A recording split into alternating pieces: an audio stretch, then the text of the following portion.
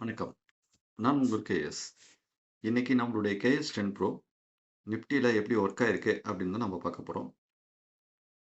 இன்னைக்கு நான் எடுத்திருந்த ஸ்கிரிப்ட் 23,800 23,800 கால் 24,200 புட்டு. இன்னைக்கு மார்னிங் ஓப்பன் ஆகும்போதே புட் சைடில் ஒரு பை சிக்னலோட இன்னைக்கு மார்க்கெட் ஓப்பன் ஆனது. ஓப்பன் ஆனதுமே நம்ம என்ட்ரி வந்து 234ல் நம்ம போட்டிருப்போம். அது வந்து நமக்கு டார்கெட் வந்து ஆல்ரெடி வந்து அது 3 டார்கெட் கம்ப்ளீட் ஆன வாட்டி தான் நம்ம என்ட்ரி போட்டோம். ஸோ நம்மளுடைய டார்கெட் அடுத்த 2 டார்கெட்ஸ் தான். 263.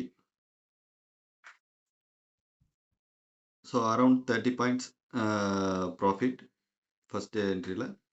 அடுத்து ஒரு செல் என்ட்ரி வந்து கொடுத்தது. நம்ம உடனே வந்து கால் சைடு போனோம்.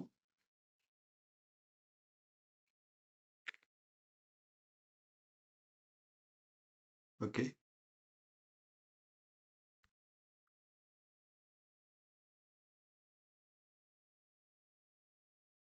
$291 என்ட்ரி கொடுத்தோம். ஆனால் நம்மளுக்கு 292லேயே எக்ஸிட் ஆகிட்டோம். காரணம் என்ன அப்படின்னா அங்கே ஒரு செல் என்ட்ரி கொடுத்துட்டது. அதனால் நம்ம எக்ஸிட் ஆகிட்டோம். So 1 point profit.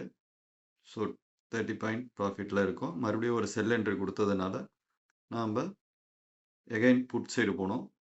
புட் சைடில் 259ல் என்ட்ரி. 259ல் என்ட்ரி கொடுத்தது. அது வந்து 1 2 3 4 5 அப்படின்னு சொல்லிட்டு 5 டார்கெட்டுமே நம்மளுக்கு அடிச்சிருந்தது.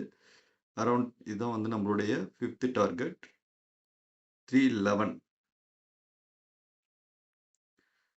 ஏறக்குறைய வந்து பார்த்தீங்க அப்படின்னா 52 பாயிண்ட்ஸ் வந்து நம்மளுக்கு ப்ராஃபிட்டு.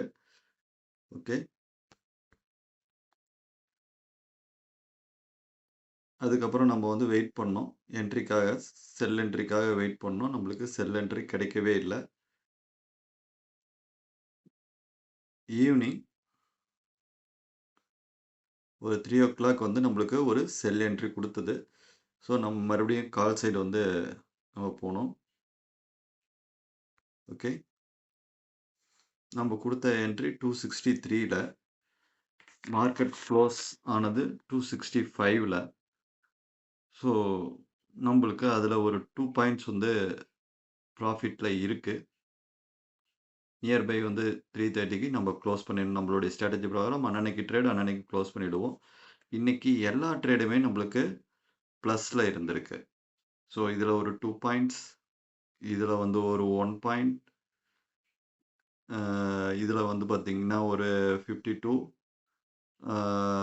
352 அப்படின்னு எடுத்துட்டோம்னா 55, இதில் வந்து ஒரு 30, 85 பாயிண்ட்ஸ் வந்து இன்றைக்கி நம்மளுக்கு நிஃப்டியில் ப்ராஃபிட் கொடுத்துருக்கு.